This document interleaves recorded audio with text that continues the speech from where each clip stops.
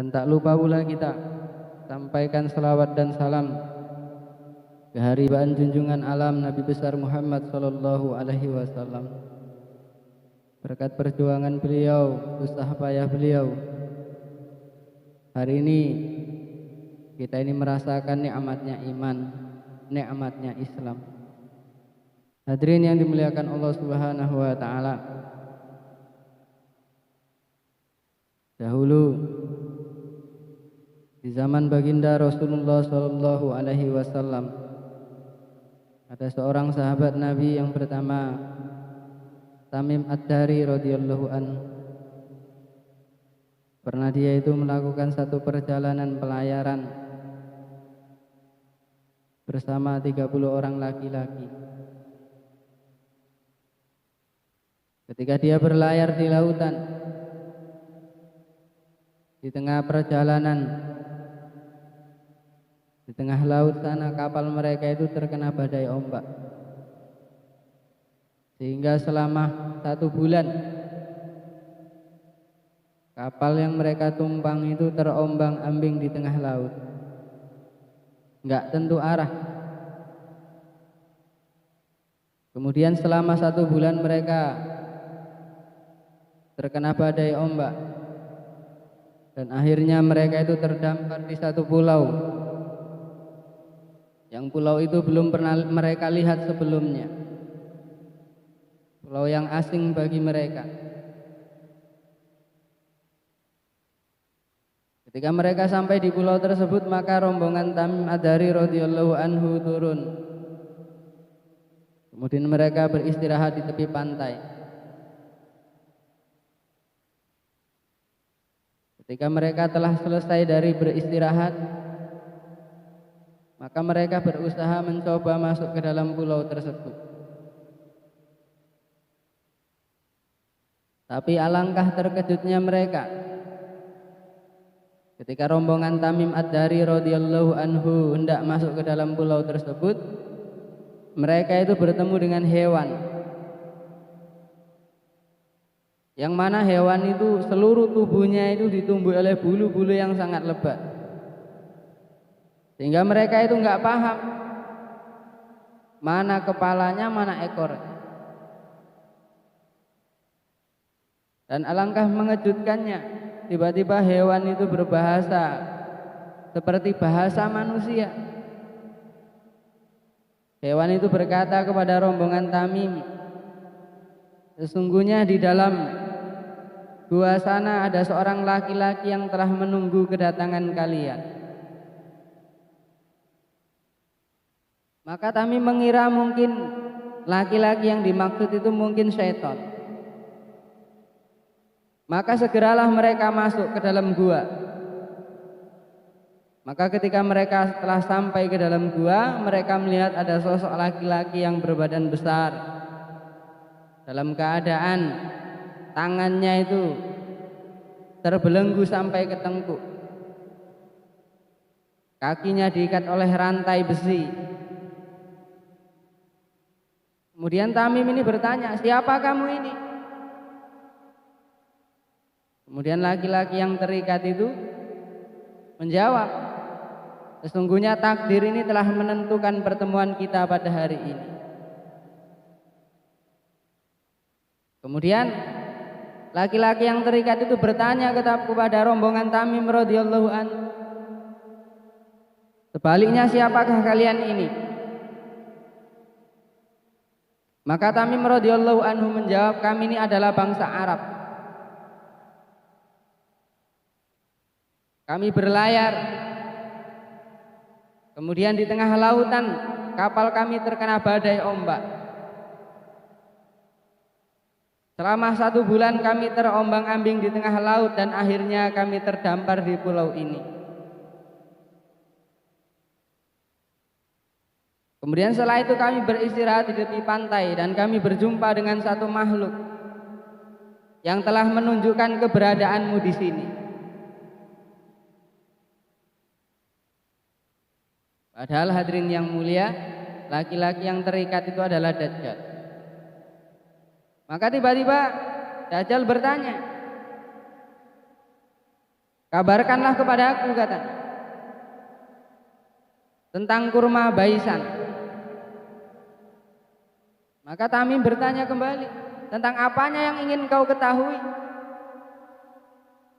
Kemudian Dajjal balik bertanya, ceritakanlah kepada aku tentang kurma baisan, apakah kurma itu masih berbuah? Maka Tamim menjawab, ya, pohon kurma dari baisan masih berbuah. Kemudian Dajjal menjawab, sebentar lagi kurma baisan tidak akan berbuah lagi. Kemudian ceritakanlah kepada aku, kata Dajjal, tentang air danau Tiberia. Apakah danau Tiberia masih berair? Maka Tamim menjawab, ya, danau Tiberia masih berair. Kemudian Dajjal berkata, sebentar lagi danau Tiberia tidak akan berair. Ceritakanlah kepada aku tentang seorang laki-laki yang mengaku sebagai nabi, apakah telah muncul? Maka dijawab oleh Tamim, sesungguhnya lelaki yang mengaku sebagai nabi ini telah muncul, dan kemunculannya itu di kota Mekah, dan sekarang ini telah berhijrah di kota Madinah. Kemudian bagaimana dengan keadaan bangsa Arab? Dajjal bertanya, apa yang diperbuat bangsa Arab terhadap nabi itu? Kemudian Tamim menjawab, sesungguhnya bangsa Arab telah memusuhinya. Kemudian apa yang dilakukan oleh nabi itu terhadap bangsa Arab? Kemudian Tamim menjawab, sesungguhnya nabi itu telah menundukkan seluruh bangsa Arab. Ketahuilah, sesungguhnya aku ini adalah Dajjal. Kelak menjelang nazaknya dunia ini, aku akan keluar dari sini. Aku akan berkeliling ke seluruh pelosok dunia ini, dan tidak ada satu negeri pun kecuali aku akan datang ke sana, kecuali dua negeri, yakni Mekah dan Madinah. Sebab antara Mekah dan Madinah ini, di negeri Mekah dan Madinah terdapat malaikat-malaikat penjaga, sehingga aku tidak bisa masuk ke dalam sana. Hadirin yang dimuliakan Allah Subhanahu wa taala, Dajjal ini termasuk fitnah akhir zaman. Kelak sebelum dunia ini dihancurkan Allah Subhanahu wa taala, Dajjal ini akan muncul. Tapi sebelum kemunculan Dajjal, hadirin yang mulia, akan terjadi kemarau yang sangat panjang. Selama 3 tahun akan terjadi kemarau. Di tahun yang pertama, sepertiga air tidak akan turun, dan sepertiga bumi tidak akan menumbuhkan tanamannya. Kemudian di tahun yang kedua, sebelum kemunculannya Dajjal, maka langit ini akan menahan 2/3 air, dan bumi akan menahan 2/3 tumbuh-tumbuhan. Dan puncaknya di tahun yang ketiga sebelum Dajjal muncul, maka langit akan menahan seluruh airnya, dan bumi akan menahan seluruh tanaman-tanamannya. Sehingga hadirin yang mulia, dalam keadaan yang demikian susah, manusia hidup dalam keadaan sengsara, dalam keadaan demikian Dajjal akan muncul, membawa perbendaharaan dunia. Orang yang tidak mau ikut Dajjal akan bertambah susah. Sebaliknya, orang yang mau ikut Dajjal, hidupnya langsung makmur. Siapa yang mendustakan Dajjal, dia akan dibinasakan, akan dibuat susah. Sebaliknya, siapa yang mengikuti Dajjal, dia akan dibuat sejahtera.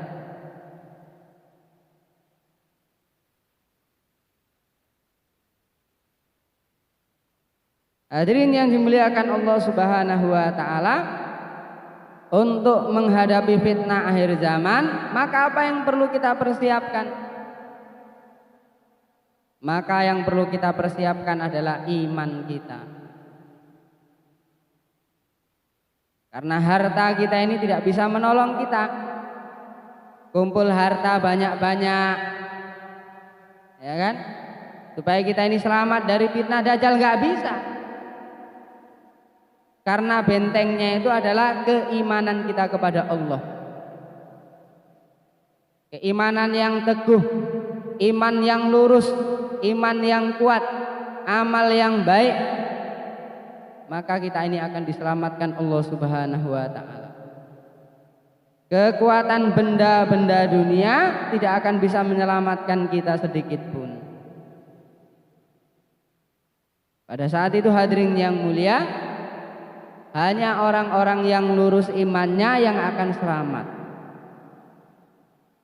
Hadirin yang dimuliakan Allah Subhanahu wa taala, satu ketika dajjal ini akan bertemu dengan seorang laki-laki. Kemudian laki-laki itu dipanggil, kemudian dajjal bertanya, "Apakah kamu ini percaya kalau saya ini Tuhan?" Maka laki-laki itu berkata, "Tidak. Saya tidak percaya kalau kamu ini Tuhan. Kamu ini adalah Dajjal." Karena hadirin yang mulia, di kening Dajjal itu ada tanda, yang mana setiap orang itu mampu membaca tanda tersebut. Baik orang yang bisa membaca ataupun orang yang tidak bisa membaca, orang yang buta huruf sekalipun bisa membaca, orang beriman atau orang kafir pun bisa baca. Di dahinya tertulis kalimat kafaro, yakni kafir.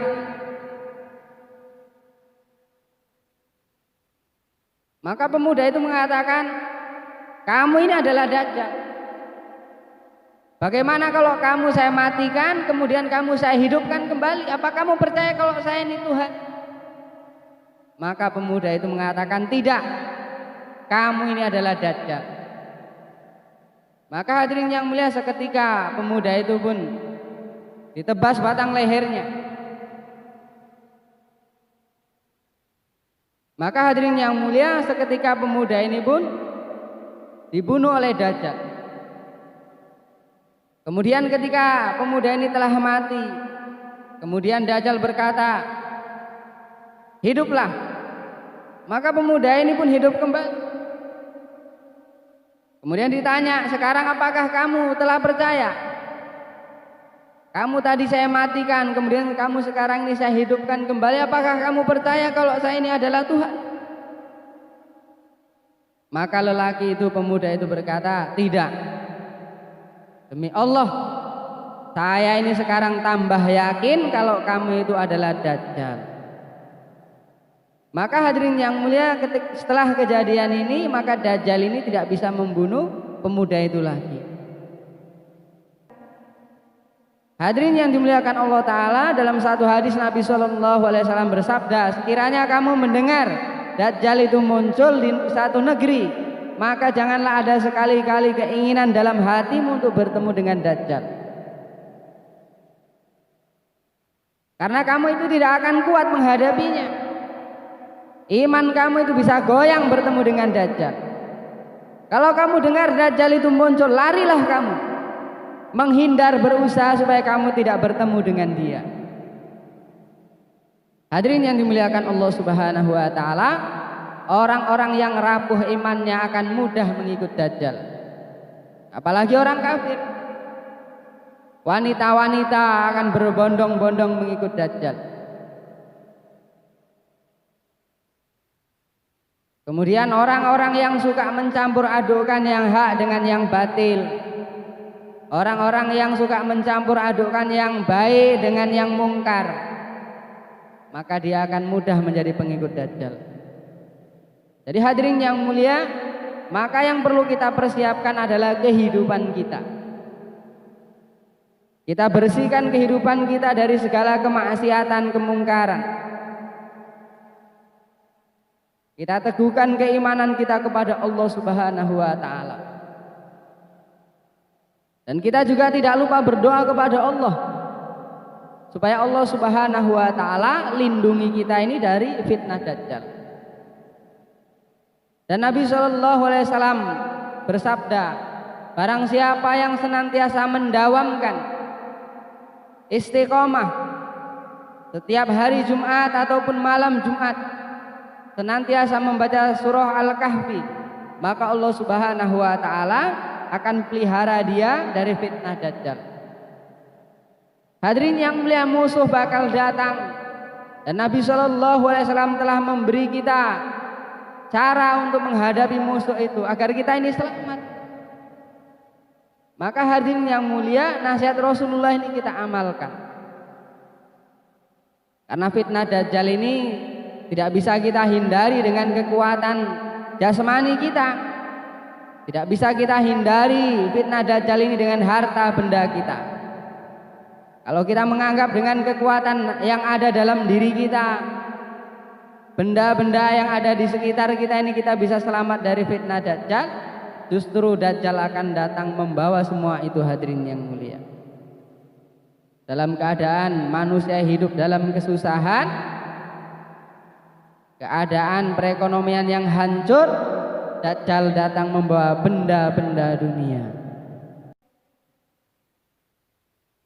Hadirin yang mulia, dalam keadaan demikian para sahabat itu bertanya, ya Rasulullah, kalau keadaannya seperti ini bagaimana kami ini bisa bertahan hidup?